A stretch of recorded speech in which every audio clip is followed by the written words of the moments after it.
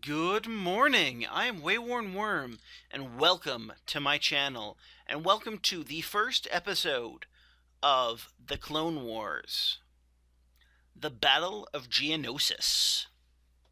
Hold on, boys. There's about to be some chop. Lieutenant Bradoon piped through the comms as their gunship moved toward the Geonosian atmosphere. True to his words, the ship started to hit some turbulence a few seconds later. Sergeant Ty of the 247th Clone Commando Squad scanned the inside of the LAAT/I he was in. There were two squadrons in the gunship, the 247th and the 182nd Clone Commando Squads, and a Jedi Knight named Gowrin. Other than Gowrin, the only person Ty could pick out at a glance was Sergeant Court, who wore the green accents that designated a clone sergeant. Even if the soldiers took their helmets off, that wouldn't be much help either, since they all looked alike. Each of the 10 men that made up both squads were untried clones. To be fair, every clone soldier that made up the Grand Army of the Republic was an untried clone. This small shithole planet would most likely be the start of a war between the Republic and the Separatist forces. Apparently, a senator and 2 Jedi Knights were taken prisoner by the Separatists, and they were threatening to kill them. The Jedi Council mobilized their entire forces, including this army of 192,000 clones, to save their people. The 247th would be dropped off near one of the hives that the native Geonosians lived in, and they would enter the hive and go through the inner tunnels to a critical juncture that Command believed that would be needed to be traveled through for several units to be able to link up. If the 247th could hold the junction, even if for a short time, they would delay whatever separatist forces that were in the area from being able to effectively link up. While they were doing that, the 182nd and Gowrin would find a secure place for the forward command to be set up. The main Jedi force, as well as the largest section of the clone army, were on the other side of the planet, just starting their attack now. The plan was for the Separatists to believe that there was only one landing at first, which should give the commando squads time to set up command points and put forces in critical bottlenecks, laying the groundwork for a planet-wide invasion before the Separatists knew how big the battle was going to be. As they dove through the atmosphere of the planet, the chop increased, and the conversations several of the clones were having petered off. Guns were rechecked for the 1,000th time, and other than the growing noise from the air outside, the interior of the gunship went silent. Through this entire journey, Gowrin sat cross-legged on the floor near the pilot's seats and the doors that would open to let the men out. Ty imagined what their ship must look like from the surface of the planet. It would look like a meteor show for anyone who was looking as the dozen or so gunships streaked towards their various targets, leaving a long tail of burning plasma in their wake. At long last, they reached the landing zone for the 247th, and they grabbed onto the ropes that had dropped down and reached the surface of a planet for the first time. They all grew up on a water planet, and none of them had ever touched solid ground before. But they had no time to take in the feeling as they fanned out to secure the drop site, as their ride stayed around just long enough to protect them from any immediate assault, which never came, before flying off into the distance. Once they were alone, Ty called for a status check. "Okay, boys, we're on the ground and have a secure spot. Status? Rifleman Prip, checking in A-OK. Marksman Bits, checking in all clear. Scout Aftermath, ready and raring to go. Heavy weapons burst, everything appears by the numbers, boss. Aftermath, what's our position?" Aftermath pulled out a small navigation device and let it calibrate for a few seconds before answering. We appear to be right on target. Readings indicate that we were dropped off in the correct box canyon and are about a kilometer from the hive we're aiming for. In fact, we should be able to see it right. He looked up and scanned the horizon. There. He finished, pointing at what appeared to be a mountain not too far off. As he was finishing this, bits broke in over the comms. Contact! It appears to be a squad of battle droids heading this way. They were probably sent to check out why the laddie stopped over this box. Ty looked around at the walls of the canyon they were in. Bits? Where are they going to be entering from? The canyon opening, came the quick reply. Okay, try and make it up these canyon walls. Bits and Aftermath, with me up the left side. Burst and Prip up the right. Our main goal for the moment is to hide from them.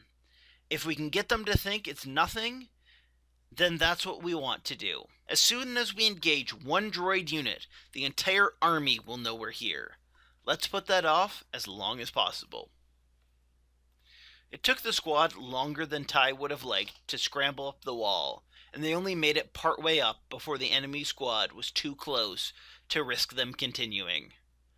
Ty could see some places where Bits and Prip had dislodged some of the rocks to start small slides.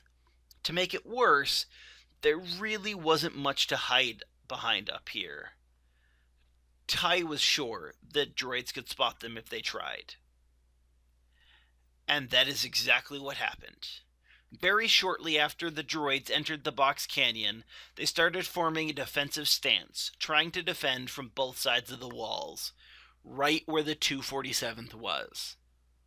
Let's rain some hell on these clankers, Ty said into his helmet before raising up for a clear shot. That went wide. Prip fired with his 2 pistols, with one of the shots going through 2 droids at once.